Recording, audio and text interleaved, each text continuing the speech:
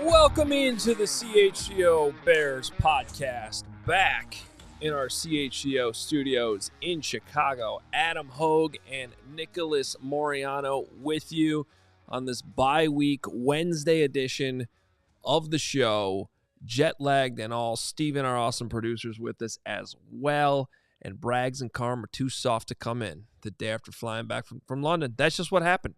It feels weird almost being back here. Like, I was looking at, like, we're in Chicago. I'm, like, almost expecting to see London. It was weird, so I'm glad to be back, though. That sounds like the jet lag, too. That's a jet lag. Nick, you do live here. You were That's stuck. right. You were stuck in the Kennedy traffic and just thinking, where's the tower? I'll take the tube. Where's the Tower of London this time? No, we are getting through the bye week, and we're each going to enjoy a day off here in the next 3 days and kind of switch some things off. So Braggs and Carm will be back tomorrow. We'll have a Friday show for you as well going into the weekend. That's how things are shaping up. But we got some big news, and it's some big all-city news because for the first time in this company's history, and actually it's pretty incredible that it only took 2.5 years for a CHGO employee to win an NFL award. It's pretty big. Yeah. That's pretty big stuff. Yeah, I mean, that's how we're going to celebrate it. I mean, Brandon Spano was in the stands celebrating all-city touchdowns on Sunday. So, Cole Kmet, which he teased on the show last night. Go check it out, the 85 with Cole Kmet. We did a live edition last night. He appeared to get some inside information while we were live that said that he might be winning NFC Special Teams Player of the Week, and it happened. He is the NFC Special Teams Player of the Week, becoming the first long snapper ever to win the award. Probably the first long snapper to actually have a snap that led to a block field goal too. That wins the award. But no, when you put it all in context and what he accomplished in that game, being the emergency long snapper and having 5 extra points, 5 for 5 on extra points, and them all be good enough for them to go through. Pretty awesome that he wins this award, and good conclusion to the whole thing that happened in London. Yeah, look, I know that we all had a very great week in London. Bears fans did, the Bears team did, but I don't think anybody had a better week than Cole Kmet. When he scored 2 touchdowns, and even though he's nervous being the long snapper, like, he executed his job, and then you win the award. Like, it's good to be Cole Kmet, and kudos to him for going out there and just showing his versatility and executing when the team needed him to. Yeah, so obviously wait till this show's over or go check it out after listening to this, however you're consuming the show. But make sure you are subscribed to the 85 with Cole Kmet. We had a fun show last night. The only person that possibly could have come on to break down his long snaps, Patrick Manley, joined the show and, coached him pretty hard, to be honest with you. Kind of got after him a little bit on some of the technique. And we're going to give you a little bit of a teaser later on in the show as well. But that was the big news this morning for the Bears and also for CHGO. But go over and check out the 85. Hit subscribe. It is a separate YouTube feed, separate podcast feed. But that episode from last night is up, and it is definitely a must-listen or must-watch going into the bye week. We have a big show for you today. Got film and my ODK coming up in the next segment, and we get Baldy back this week too. Didn't have him in London last week just because of the logistics of the whole thing, so good to have Baldy back on the show today as well. He was on fire breaking down some of the film from the game as well, so we're going to hear from him, and looking forward to hearing what he had to say about Caleb and all kinds of things. And we also know he loves London because we've talked to him about, his NFL Europe times across Europe. Starting the show off with a super chat here from Crystal, jumping in with $50. She says, let me start this off since I've been missing for about a week. Hey guys, glad to have Glad to have you all back. Great work over the past week. Love you guys and bear down. P.S. Hit the like button. Listen to Crystal. Crystal, we missed you too. It's good to be back, and we're in the bye week, so it's not our normal schedule, but it is great to be back and hearing from you. So I got back yesterday, kind of late afternoon. Steve and I immediately jumped into the 85, got a little sleep, but I spent a lot of this morning trying to listen to some podcasts, catch up on, other things that were going on around the league because I was a little bit behind with everything that's been going on the last few days and off our trip. That was also one of my takeaways from London. Like, it is really hard to follow the American sports scene from there. It made me even more impressed that the NFL's become that big there because, like, every primetime game is in the middle of the night. Mm-hmm. Yeah, I forgot to set my fantasy lineup.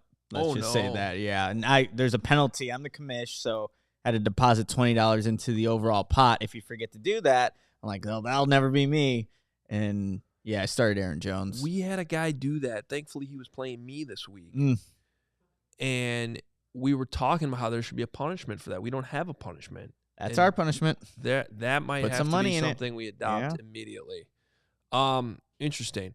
So I'm catching up on the league, and I had this we're just going through some of the things that have happened. In my head, I'm going through some of the things that have happened. Like, the Panthers have been a disaster on the opposite end of this trade with the Bears. They benched Bryce Young after just a couple weeks into the season. You have everything that's going on with Deshaun Watson and the Browns, which is just beyond disaster. Both of those trades kind of running neck and neck as possibly the worst trades that have ever happened in the history of the league. And they got a fierce competition going on there. Yeah. I actually still lean Deshaun Watson, believe it or not. You have the Dallas Cowboys owner yelling at the media, at their own radio host, I believe. Yeah. Yeah. I thought that was a fair question, too. Like, I didn't think the question was out, like, extreme or anything, but that happened. Nick Sirianni's yelling at Eagles fans while they're winning. Yeah. Then having to apologize the other day. You have the Jaguars, which 1-5. They got the head coach talking about how they don't have culture. That's never good. I believe that's his job, but they don't have culture. Establish the culture, yeah. So we'll find out when Doug Peterson gets fired. The Jets fired their coach a week ago unexpectedly, and Aaron Rodgers has been named president and CEO, basically. And now he's managed to pull off the Devontae Adams trade because clearly they are an old, injured wide receiver away from winning the Super Bowl. Desperation, man. That's what it looks like right there at the New York Jets. The Bengals have regressed back to being in Bengals land despite having a top quarterback and a top wide receiver. But that's what happens when you are an organization that is traditionally known for being cheap and, can't figure out that stuff. The point is here, the things that I've just named, drama, essentially, press conferences going wrong, yelling at fans, whatever it is, just take your mind back to even a year ago, maybe 13 months ago, to be fair, when the Bears got off to 0-4 start, remember? Yep. That's what we're used to covering here.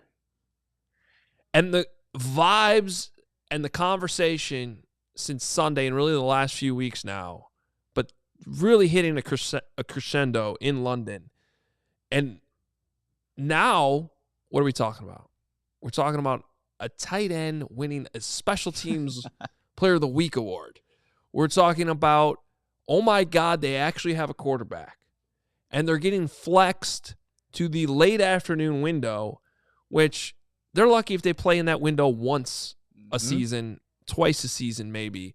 In fact, I don't think they've been in that. Well, I think they had 2 games in that window last year. I want to say first game of the year, and then against the Chiefs when they got blown out in that window. Yes, completely boat raced out of Kansas City in that window. Turn off the TV, yeah.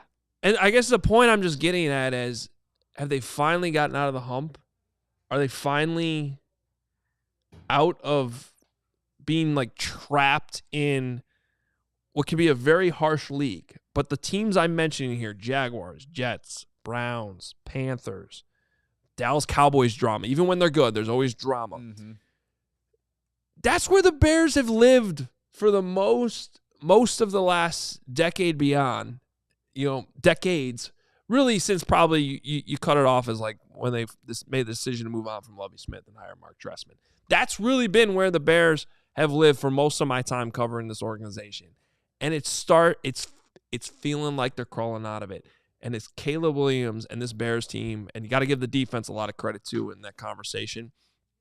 They finally gotten over that hump. Are they finally out of it? Because it's starting to feel that way. It definitely feels that way. And look, there are moments even in the Jaguars game where could they have resorted to those Bears that you know all too well? When the snapping issue, for example, that would have been a classical like, oh no, the Bears can't overcome this injury at the long snapper position. Cole Kmet could have messed up. They didn't though. They go 2 straight 3-and-outs to start the game. You're like, the Bears got here early. They're the ones that look jet lagged.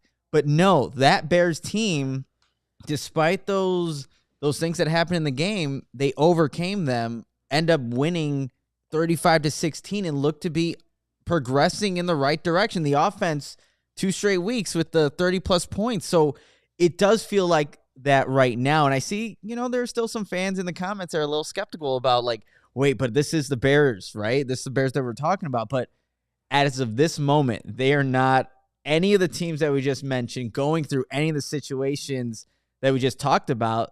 They're going into their bye week, hopefully getting healthy. They'll come out and get ready to play in that flexed mid-afternoon game against the Commanders. So it's good to be the Bears right now. And I think it's good for Bears fans to feel good about, feeling confident in this team, because it doesn't happen very, very often. A decent comment from Stephen Hoffman saying, no, Hoge, not until we beat the Packers and a playoff caliber team. I think that's fair, but I think there's levels to this, right?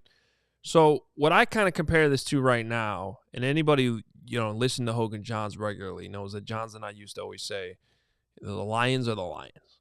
Like, no matter what happens, whatever they think they're getting here, they think they're arriving here, like the Lions will Lions this thing up.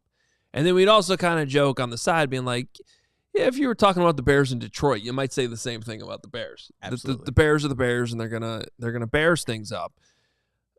But the Lions eventually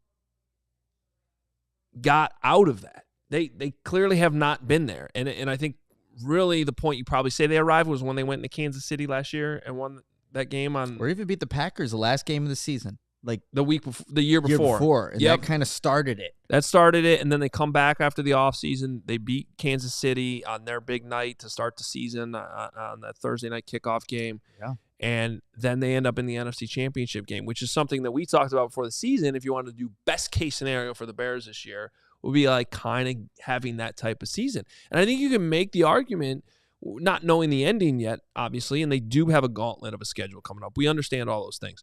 But it seems like this is trending to kind of at least being out of that Lions territory, which was another team on those lists of teams we just talked about. Usually the Lions would be on that list. And the Lions got out of it. Mark saying 2008-09 Blackhawks vibes. I feel that. Ooh, yeah. I feel that. Like, you kind of feel like you got the superstar, you got the right players here, and you're crawling out of what's been a long kind of being trapped in a dungeon for a long time in the league and getting out of it. So just saying, I mean, and a huge opportunity here these next 3 weeks before that gauntlet really starts with the schedule, where someone said 7-2's on the table. 7-2 is on the table. No doubt about it. And I think people are still, being a little passive and trying to go all in on the Bears right now because they maybe look at the teams that they played. And I understand that, but when you take care of business like the Bears have against the Panthers and the Jaguars in back-to-back weeks, I think that just validates what they've been doing in terms, especially on the offensive side of the ball. But I think that validation, Adam, is going to really come if the Bears can do their thing against Commanders in that flexed window against Jaden Daniels, because that's a game that everybody's looking forward to at this moment. Yeah, and I think that, these next 3 weeks will go a long way in determining kind of exactly what we're talking about, because you get a big opportunity against the Commanders. in a big window, and then you got Arizona games against the Patriots and the Cardinals, and it's like, well, the old Bears would probably stumble somewhere in there, or not take advantage of the situation.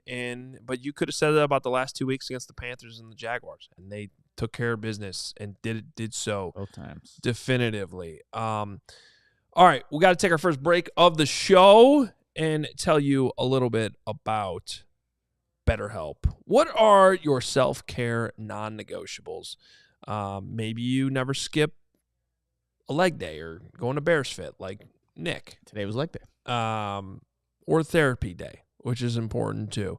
And look, we all got busy schedules. We got to commute. We got kids' activities, big work projects, all this stuff going on. Got to go to London for a week. Whatever it is, you got to have your non-negotiables, right? So make therapy part of that plan for you. And if you're thinking of starting therapy, give BetterHelp a try. It's entirely online, designed to be convenient, flexible, suited to your schedule so you can fit it in and not miss it. It's important to just talk things out sometimes. And here's how it works. It's actually really convenient and easy to do, and they make it easy to switch things up if you need to. Fill out a brief questionnaire to get matched with a licensed therapist. And if it's not working out, you can always switch therapists at any time for no additional charge.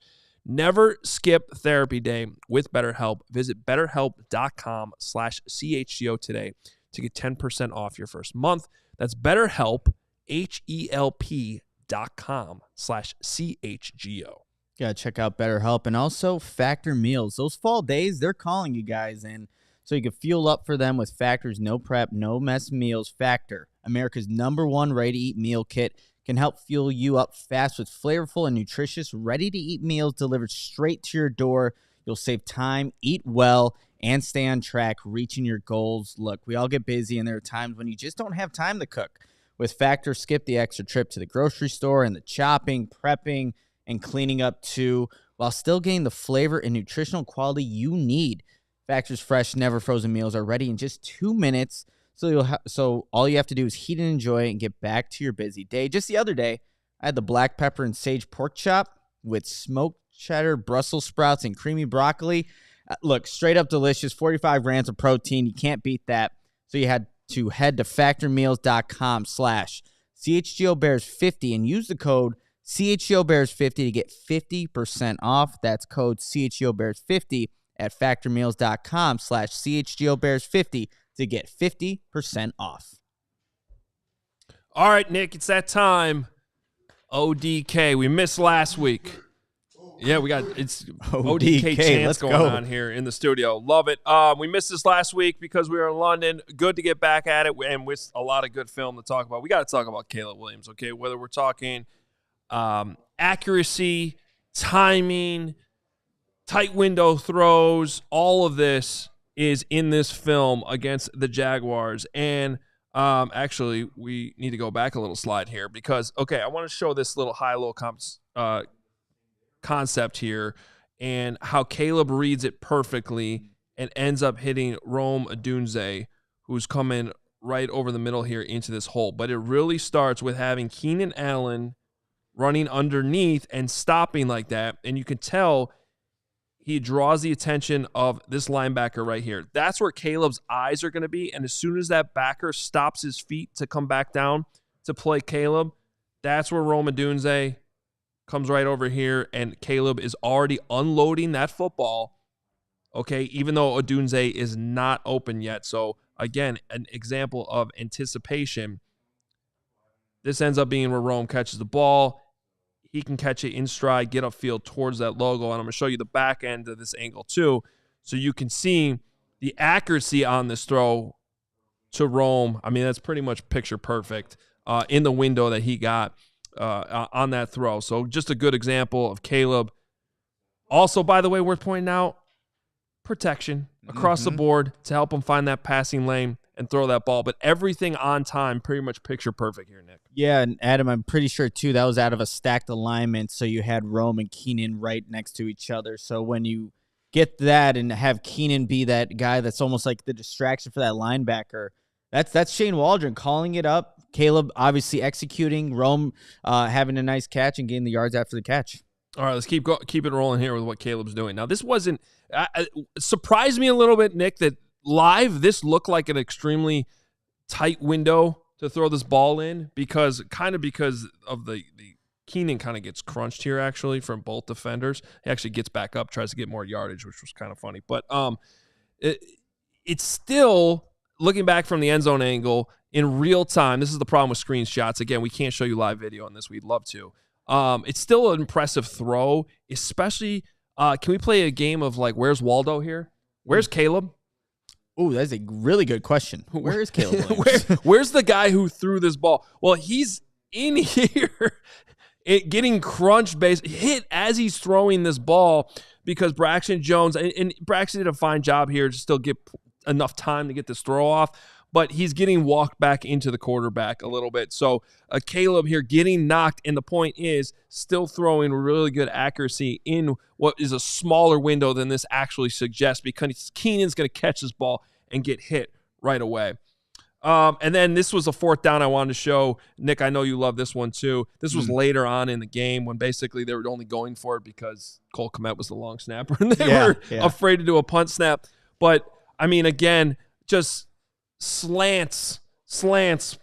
It's amazing to have them in the playbook. But look at the defender's hand. I mean, it's in there. This is picture perfect accuracy from Caleb Williams. Really what you signed up for when you traded for Keenan Allen, to be able to run these routes. As long as the pass is accurate, he's going to make those tough catches, and it was good to see Keenan Allen come alive with Caleb Williams in this game on these types of throws. And Adam, what I like about this play, they have trips to the right, they ISO Keenan Allen on the left, and that's what Ryan Poles put for this Bears situation to have this year. Like, you have all these receivers. Isolate one of them on that opposite side to put them on an island, and look, there's not a lot of separation there, but when you have a quarterback that's as accurate as Caleb is and you have Keenan Allen who's sure-handed, you can make those type of plays on fourth down and extend drives. I keep forgetting I have this laser pointer to play with too. Yeah, we need to use that more. All right, let's go to the defense. Or no, one more I wanted to show you on offense. Forgot about this. Okay, this is where I wanted to give Shane Waldron some credit too. This is the worst play of the game. This is the worst play of the game. Mm-hmm. It was Caleb's interception, which was just an underthrown ball. But what I love about this, look at the personnel. So they've been running this with Doug Kramer in here as the fullback now for a few weeks. And eventually, got to have something coming off that, right? So they're jumbo personnel. Look at Karan Amagaji on the field. Hey. I didn't even notice that live. He's out there on the field. You got Mercedes Lewis and your goal line back, who's been the goal line back ever since Shane Waldron said it was Khalil Herbert. It's Roshan Johnson. Yeah. So, I mean, this is 3rd and 1, guys, and what the Bears have been doing is consistently running the ball up in here and getting those first downs. Well, what are they going to do on this one? They're actually going to go play action, okay?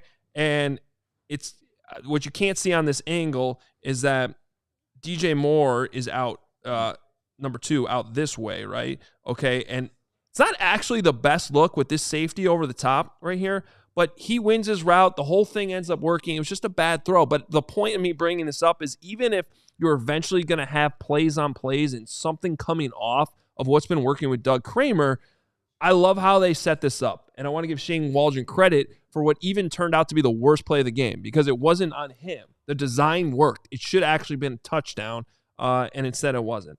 And, I mean, what works, too, is like having, again, Shane Waldron showed those plays earlier on, and they ran it. This one, hey, you have the one-man route by DJ Moore. Like you said, Adam, it was open. So now teams have to second guess. Are the Bears just going to run it when they have this jumbo package in there, or are you going to send DJ Moore out on the route? Things that defenses have to think about when that presents itself in a game.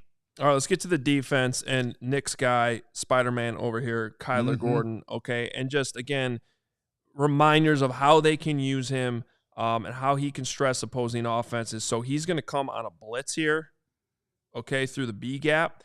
And as an offensive line, right, you're always trying to set up double teams. The right guard is actually going to chip right here and work on to Tremaine Edmonds. And whenever you got a guy like Montez Sweat, right, he's going to be isolated. You want to take advantage of those opportunities when you get them, but that's going to be one-on-one. That's creating this blitzing lane for Kyler Gordon to come right through here. But as he's coming through this gap clear, you still got to be aware of possible play action, right? So he hesitates. I would love to be able to show the actual video on this, obviously. But the reason why I pause this right at this moment is because he's actually, for just a split second, hesitating to make sure that this ball is being handed off right there and not, a possible play action, booting out here or anything. But this is the ball. He's reading it right in there, and he reads it correctly to eventually, because this could have been obviously like a pass, and he just sacks Trevor Lawrence. Instead, he reads the running back and tackles him in the backfield for a TFL. And I mean, Kyler Gordon, once he recognizes that it is going to be a run, the instincts are going to get him there. He's a sure tackler, and you're able to get those tackles for loss. And Matt Eberflus was dialing it up for Kyler Gordon in this game. Those run blitzes, the blitzes to Trevor Lawrence. So that's what you can do when you have an athletic player like Kyler Gordon on the defense. And then a big play by Kyler Gordon here, too. This is the second quarter. Still 7-3 game. It's 3rd and 3, right? This is your line to gain is right here, okay? And Kyler Gordon, understanding what's happening, they're trying to get this ball out here on the screen, and the numbers are here, right? Yeah. I mean, this is blocked up. This should be, if you're looking at this from the Jaguars' perspective, exactly how you draw it up. But you go to the next slide, and this is at the point, I think this is Evan Ingram, right? Yep. Catching Big this tight ball. end. But look at Kyler Gordon right in here, looking like essentially an edge rusher, getting that shoulder low to dip underneath the blocker, and he ends up forcing this back and making the tackle right there. Shoestring tackle here, Adam, and however you can do it sometimes, but that's what Kyler Gordon can do. He can avoid tackles and tackle in space on a bigger size tight end. So, look, the Jaguars end up punting on that drive. The Bears get the ball back, drive it down for a touchdown before the end of the half. Yeah, I mean, huge moment in the game to get the ball back, and then the offense took advantage of it. All right, we're not going to go in depth on the snaps because we actually did this on the 85 last night, but just to give you a little teaser and to make sure you go back and hear Patrick Manley do it, talk about it, what we just wanted to highlight on this was keep your eyes, it's kind of hard to see, but right on there on that football, okay, right in there, the laces on that football are perfect. Mm-hmm. Now, I don't think Cole knew that or was like his dialed in. How did I do that? But as much as but if you're an NFL long snapper, you're expected to deliver the laces to Torrey Taylor right like that, so he doesn't have to spin it. Now, they weren't perfect the entire game, but for the first 3, they really were. And for the full breakdown on that, you can hear Patrick Manley do it on the 85 with Cole Kmet, because it was a really fun conversation, and he had some coaching points to bring up on that as well. But there's this week's ODK. That was fascinating to hear, just listening, the 85, Patrick Manley giving the insight on, how to snap, what the critiques for Cole Kmet, but really good insight there. But again, we're seeing more of those perfectly executed plays from the Bears offense and defense each and every week, because I feel like the coaching's been on point. The players are now executing at a better rate, and you're seeing these key plays being made by everybody on the football field. And even when backups are getting in, you're seeing guys also being able to execute. And that's the results of a well-coached football team, which the Bears are through these first 6 weeks. Absolutely. And the more and more you watched Caleb and some of the plays in that game, there's some just dots, as Greg Braggs likes to say, dots. And I think Cole made that point last night. I was extremely jet lagged during that show, but he brought tight window throws are going to transfer from game to game. It's regardless of what defense you're playing. Yeah. So tight window throws are tight window throws. Good plays are good plays, and like you said, that transfers regardless if you're playing Jaguars defense or maybe the Minnesota Vikings defense. Yeah. You can take those and work off of them moving forward. Now, if you're going up against a top tier corner, does the ball get knocked away on that Keenan Allen? Maybe. But I mean, I don't know what that defender could have done better. His arm's right in there. Literally there. And the timing was just, it wasn't late. If it's any later, it's getting broken up. Mm-hmm. So it's just a lot of good signs from this point, at this point in the season, to get things going. So there is this week's ODK as I stall for a second to figure out where we're going on this first break. But what we got coming up next? Baldy. Good to have Baldy back on the show after missing him last week.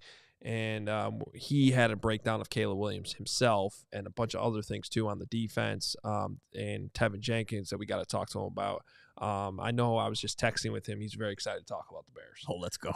And maybe he can help answer that question about if they're over the hump as well. But first, before we talk to Baldy, say Prost to bigger and better savings on your next vehicle because Cartoberfest is going on now at Ray Chevrolet. Head in today to shop their huge selection of new Chevy models at new low prices. Right now, take $3,000 up to $12,000 off MSRP on most new Chevy models, or cruise through fall your own way and shop over 125 of their vehicles priced under $20,000. As one of the top-selling Chevy dealers in the Midwest, you'll always be able to shop one of Chicagoland's largest Chevy inventories. Visit our partner this October at their location on Route 12 in Fox Lake or at raychevrolet.com.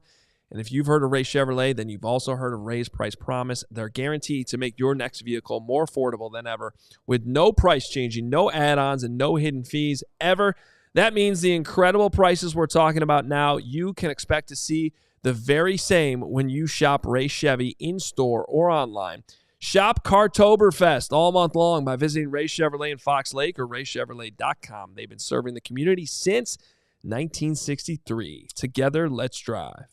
Let's face it, you guys. After a night with drinks, I don't bounce back the next day like I did back in my Iowa days. So that's why Z-Biotics pre-alcohol probiotic drink is the world's first genetically engineered probiotic. It was invented by PhD scientists to tackle rough mornings after drinking, and here's how it works. When you drink, alcohol gets converted into a toxic byproduct in the gut. It's this byproduct, not dehydration, that's to blame for your rough next day. Pre-alcohol produces an enzyme to break this byproduct down. Just remember to make Z-Biotics your first drink of the night. Drink responsibly, and you'll feel your best tomorrow. In London, with all the events we had planned, it was clutch having pre-alcohol before multiple nights of drinking. Those next mornings, I felt great and ready to go. I kept hearing about pre-alcohol and wondered what it was actually like. Now that I've tried it, I believe the hype, and with their GMO technology, they will release different products that help address toxic byproducts of modern living and the gut. So go to zbiotics.com/CHGO Bears to learn more and get 15% off your first order when you use CHGO Bears at checkout. Z-Biotics is backed with a 100% money-back guarantee, so if you're unsatisfied with any reason, they'll refund you your money, no questions asked. A lot of people asking about Kyler Gordon's status. It's a good question. Because imaging. That's what Matt Eberflus said he was getting on Monday. So that's the update on Kyler Gordon. Because you see big plays like that, and you're like, yeah, you need that guy healthy. Mm-hmm. And obviously late in the game, they ended up being down Jaquan Brisker and Tyreek Stevenson. I mean, three stars in the secondary. Yeah, and then Kyler Gordon mid-game. But, at that point at least, hey, that's why it helps to have an offense sometimes too, right? Boom. So sometimes the offense can pick up the defense. Isn't that how it works in the NFL with good teams? I think it does. I know we're kind of strangers to this as we bring in Brian Baldinger and we try to figure out what we saw in London. Baldy, good to talk to you again after a week off. And we were just talking about how the vibes in Chicago seem to be changing a little bit here. And I know you were pretty excited about what you saw on Sunday against the Jaguars too. Well, you had to be. I mean, I heard you guys just talking about, all the injuries in the secondary. You see, Elijah, and Jalen step up. And then, Josh came in for Kyler, and got that, got an important interception. It was really, really pretty impressive. Elijah gets the fumble recovery off of, TJ Edwards' forced fumble. I mean, those guys were really productive. I think Hicks led them in tackles. He played every snap. So to see backup step in for really good players, that's impressive. But, you saw another development in the offense. We saw better play design. The touchdown to Cole Kmet is a brilliant play, really well executed. You can walk through it. You can practice it. You might not ever execute it as well as they did when they had to in that situation. After it looked like they were had a little jet lag in the first quarter of that game. But they kicked it into gear pretty good, getting the running game going. So it just continues to get better and better, and they're putting themselves in a position to really compete in that division right now. Baldy, when you watch Caleb Williams and what he was able to do against the Jaguars last Sunday, what stood out to you the most about what he was able to accomplish? I just think how decisive he was. He's very decisive and where to go with the ball, and just excellent accuracy. We fell in love in the preseason. We fell in love in the draft process because of all the splash plays. Well, they can happen. They happen in real time. You don't really try to recreate that. Sometimes it's necessary. We see it from Josh Allen. We see it from Mahomes. We've seen it from Caleb. But he's just, like we said just a couple weeks ago, he's just taking the completions that are there, and he's making good decisions with good accuracy. And that's kind of the art of playing quarterback. It's good that he has excellent mobility. You could call runs for him. He can scramble for first downs. But I just think his decision-making, finding the open receiver, was very, very good, on Sunday against Jacksonville. Yeah, that back shoulder throw in a tight window to Keenan Allen for a touchdown, it's just that's definitely next level stuff. That's chemistry.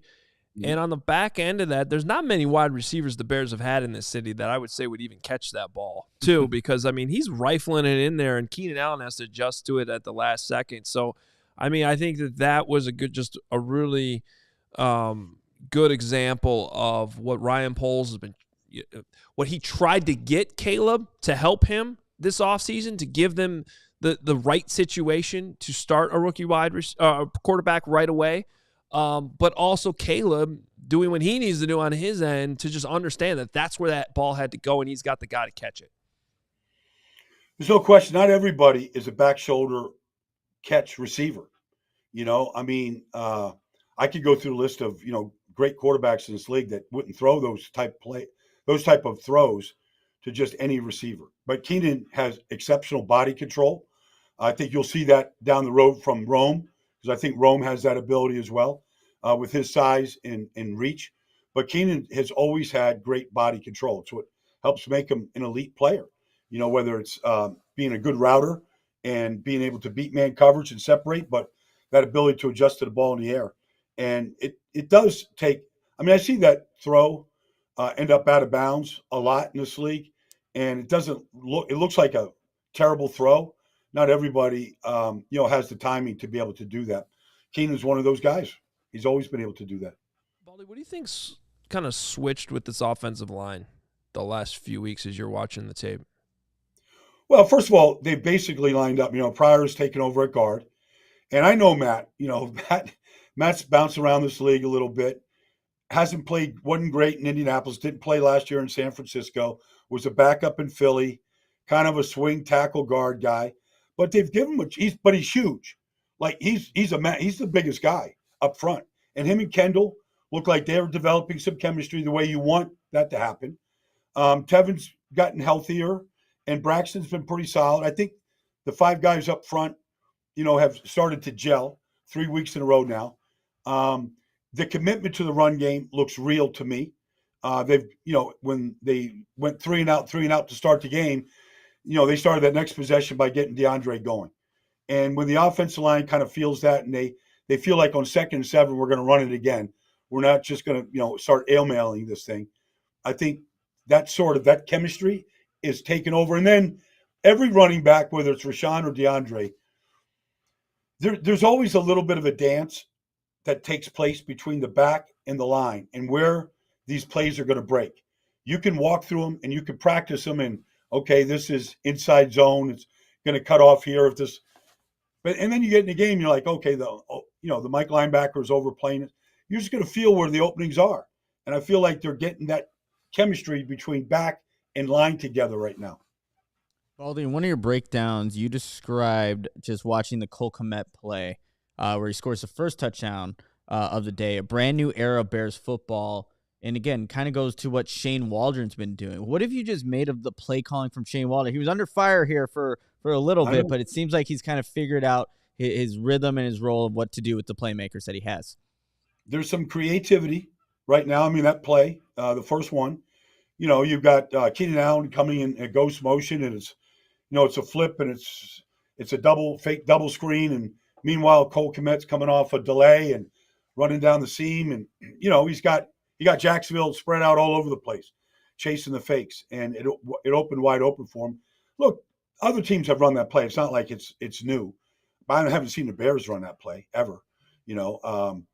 So I just think using Caleb in a read option type situation, and trying to slow down guys like Trayvon Walker and Josh Hines Allen. Some of these guys are really good pass rushers. Slow them down in the pass rush game with some of those options. I just see the use of motion for a purpose rather than some teams just use this motion. There doesn't seem any sort of rhyme or reason to it. There's a lot of rhyme and reason what they're doing right now. And I think the frustration especially on third downs early in the year, where it didn't look like there was much of a design and it didn't really make sense to me, some of the plays that were being called. I think they've taken a look at it, and now they've got everybody healthy. Keenan's in there. The line's playing good. The running game is there. Now let's kind of open the offense up a little bit. The quarterback is stable. He's throwing from the pocket. He's making good decisions.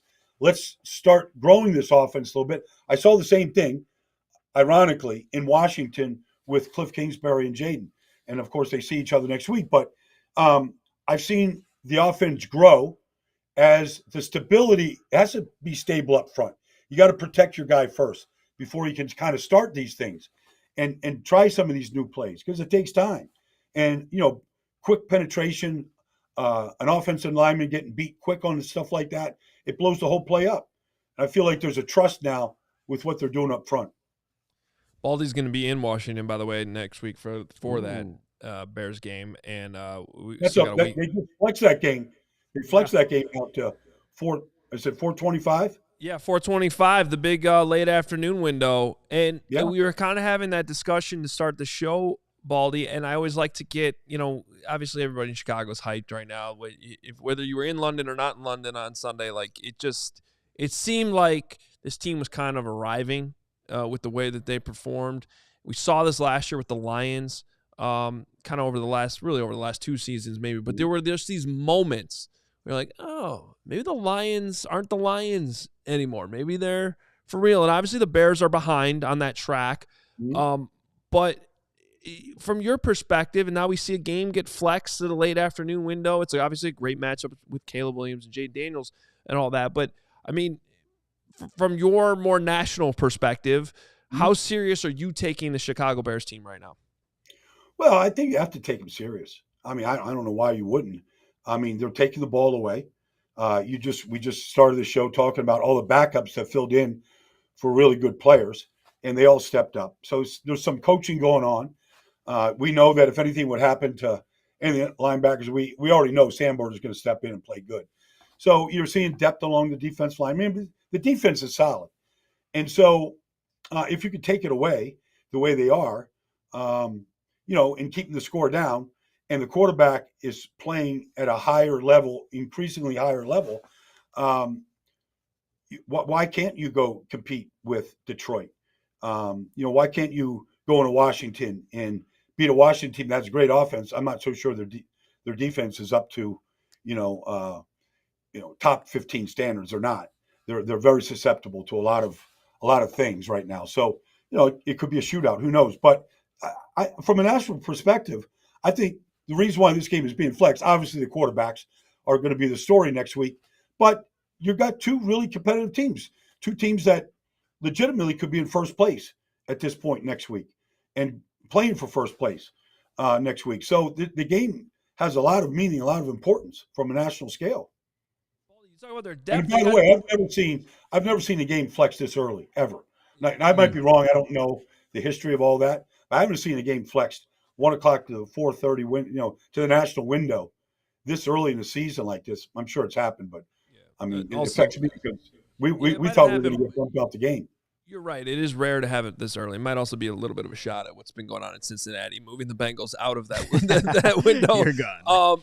Hey, you talk about their depth. They got depth at long snapper. Their emergency long snapper just won NFC Special Teams Player of the Week in Cole Kmet. Baldy, did you ever have to long snap at any point in your football career? Yeah, I did. It scared me to death. I hated it. I practiced it because I was the backup. I remember I did. I did it at the L.A. Coliseum against the Raiders. We lost our snapper in the game, and of course, who's on the. This is before there was any rules.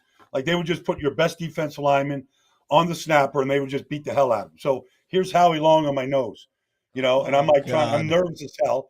I just want to get the snap back there. I know how to do it, but Howie's talking to me, and it's nerve wracking, man. I mean, I don't know if Cole feels that way. They protect the center a little bit better now than they did, but it's not fun. My elbows still are painful from all the practice because it just beats the hell out of your elbows up.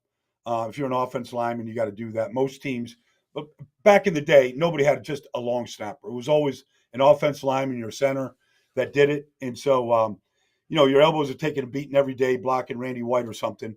And then you got to go in there and do this silly long snapping stuff. I'm glad they have specialists that do it now. Well, that seems to be the consensus that everybody who has the long snap, it's like the worst thing possible. Yeah, Cole said he was terrified. He was terrified. It's like, no, please tell me this isn't happening. Let's go for it on fourth down. Let's don't kick this field goal. Come on. We're crazy to try and this field goal right now. Baldy, really quickly, speaking of depth, you got super enthusiastic when you were watching Austin Booker travel downfield 10 yards to tackle Brian Thomas Jr. Again, that's what Eberflus does. He preaches that hits principle. If anything fails for the Bears, at least they have that. When you watch this Bears defense, is that something that you see as just a common thing? Everybody's flying around. Yeah, you see it. It's real. And everybody preaches it, but not everybody does it. I mean, I can show you plenty of teams that aren't getting to the football the way the Bears do. But I just, he's a young kid, young draft pick. It's, you want to see development. It's a completely different, it's a different sport going from Kansas to the NFC North. Honestly, like everybody plays the exact same defense in the Big 12. Nobody really learns how to rush the passer in that conference. You draft guys from that conference based on measurables. He's 6'5", he's got a wingspan, he's fast. But then when you see effort like that, where you're doubling back to weight, because I always was taught by Rod Marinelli and other great defense line coaches in this league that the screen game is the defensive lineman's job. Turn and run, turn and chase, go eliminate it before it gets started. And good teams do that. And to see Austin do that, at least, because he's not playing a lot of snaps, but he shows up when something like that happens. And you're sitting in that meeting on Monday, and you're in that room. Maybe it's a whole defense, or maybe the defensive line. I don't know how they do it. Everybody does it different. But like you can at least say, like, I belong here. I belong with Montez and some of these guys. So I'm pulling for the kid, man. He's just a young guy, and you see that effort. It's great. It's great to see. Baldy, with this bye week, getting a lot of questions from fans about the trade deadline. Bears have been active the last couple of years, whether it was trading away Roquan Smith or trading for Montez Sweat. And obviously the one that didn't work was trading for Chase Claypool as well.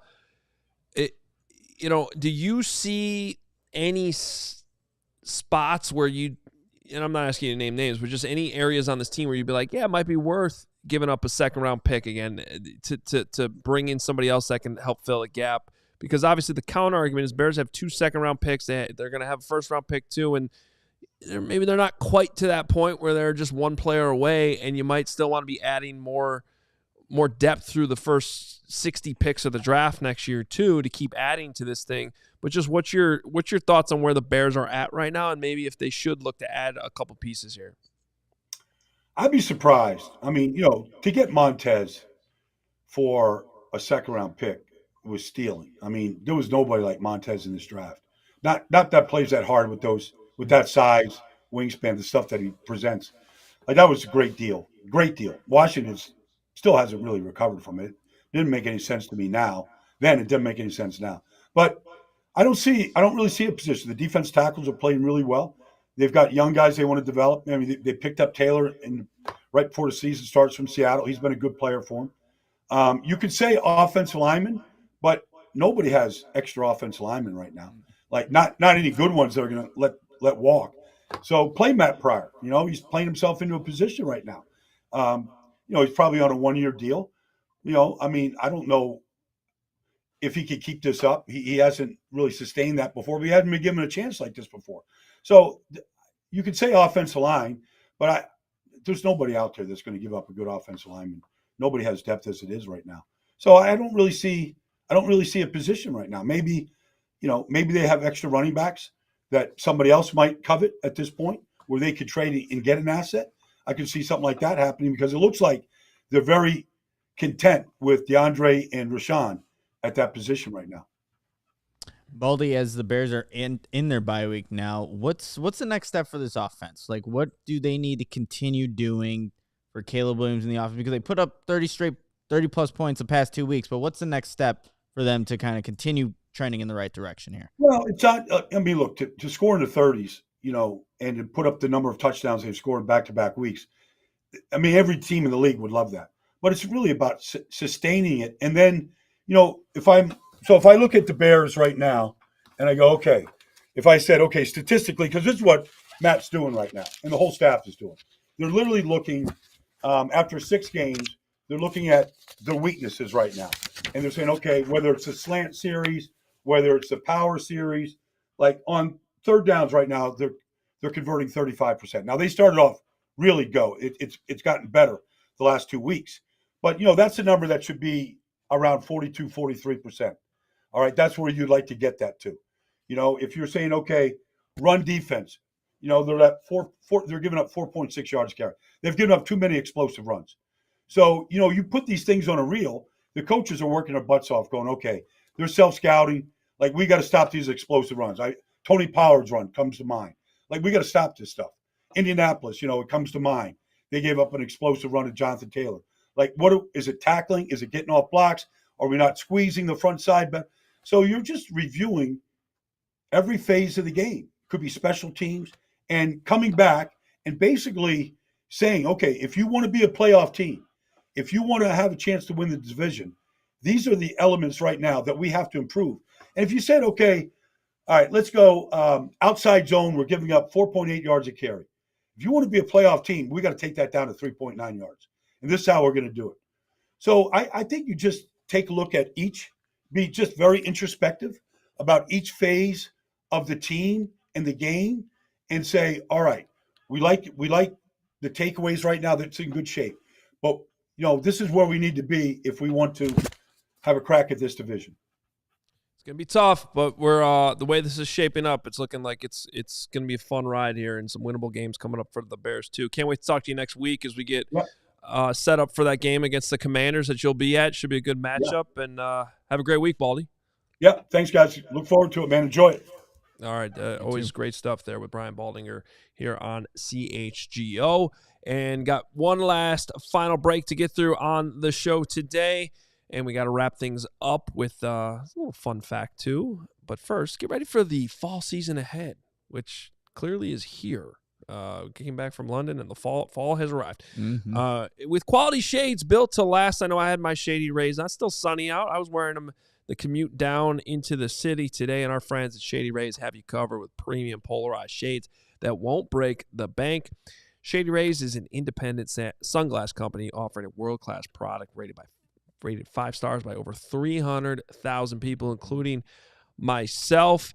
They have hundreds of styles and options to choose from, so you're bound to find the perfect pair to match your style. In fact, I was wearing some the other day, and my dad was like, those don't look like Shady Rays because they just a little bit, maybe, I don't know, they have some style to them, or I don't know what, they just look different. And I was like, no, those are Shady Rays. They got all kinds of styles. They got pretty much everything. Every style you can think of, they got them. And plus, here's the best part, because if your shades ever go missing or take an unexpected hit, which pretty much happens to everybody, right? Don't sweat it. They have the most insane protection in all of eyewear. Every pair is backed by lost or broken replacements.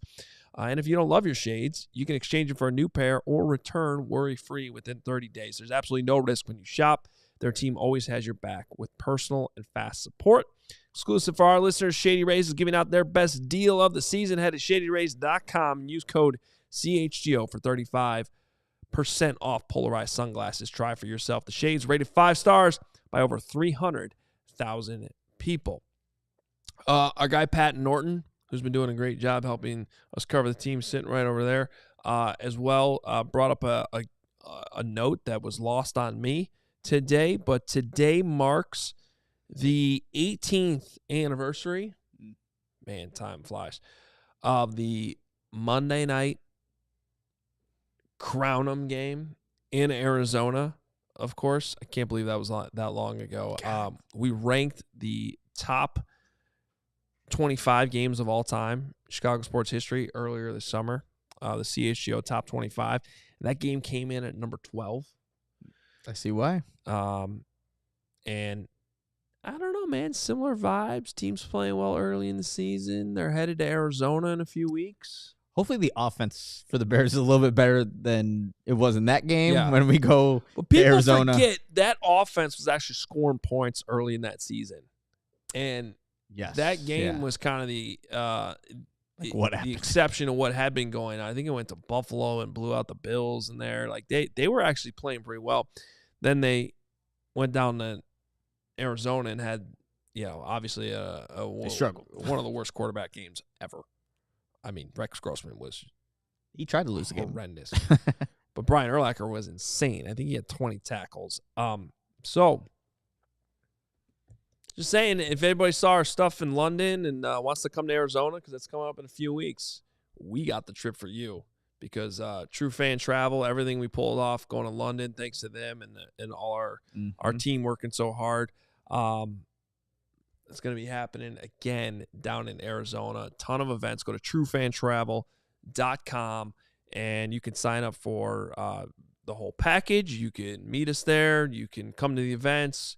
We got a golf outing going on, all that stuff. It's going to be a lot of fun. So if you want to make it to Arizona, it seems like a great opportunity. The Desert Duel, as we're calling it, because we're linking up with PHNX for that event. Yeah. And look, even if, another incentive to go, like the weather's looking like it's going to be great down there when it's all fall weather here. It's in the 90s over there. Like, hey, another incentive to not only go watch the Bears beat up on the Arizona Cardinals, you can, enjoy some sun, some golf, hang out with the crew here. We had such an amazing time in London. True Fan Travel is going to hook us all up. So if you haven't decided what you're going to do for that game, I think you know which way you should lean at this point. Yeah. Bragg's also saying he's got an update in here. He says all tickets to the game are sold out, but you can still sign up for the individual events, such as the golf outing and tailgate. It's going to be a lot of fun over there. I just love that area in general, the Phoenix area, but specifically around that stadium too, Glendale. That's where the White Sox do spring training too. So I spent a lot of time at Westgate, right by the stadium there. Coyotes used to play there too. R.I.P. Coyotes. They got kicked out of that arena. I've been to a couple hockey games there. And then they got kicked out and had to move to Utah. And now CHGO was there last week, which was awesome. Shout out to our Blackhawks crew. TrueFanTravel.com is the place to go for that. Good day to get back here. Continue to talk about the game. We'll continue to go big picture, I think, the next couple days as we head into the bye week. Get some rest over the weekend as well. Mark Carman, Greg Braggs Jr. back in tomorrow with us on the show. Any final thoughts, Nick? No, it feels good to be back. I wonder how Braggs and Carm are. I know they had to fly back together on the same flight, and Mark did a little video saying that this is the worst way to end the trip. But hey, he's gonna be back in studio with the guy and sitting right next to him talking about the Bears tomorrow. So it'll all be good vibes. Continue the good vibes from London, because that trip was amazing. Yeah, it was fantastic, and we're not stopping here this week. That's what we do at CHGO. Shows continue, and we'll get you set into the weekend with plenty more coverage. We got some things around the league I think that need to be discussed too, kind of break down the division. That'll be coming the next couple days. But that's going to do it for us here on CHGO Bears. Good talking ball with Nick. It's been a while since we just had the two of us in studio for a show. And Steven Nicholas, of course, cruising along. Came right back from London, into the 85 last night, into the studio today. Always grinding behind the scenes. And we'll get Mark and Greg back in here tomorrow. For now, that's going to do it for us, though. Hope everybody has a great day. We'll talk to you tomorrow. We all silly like the mayor.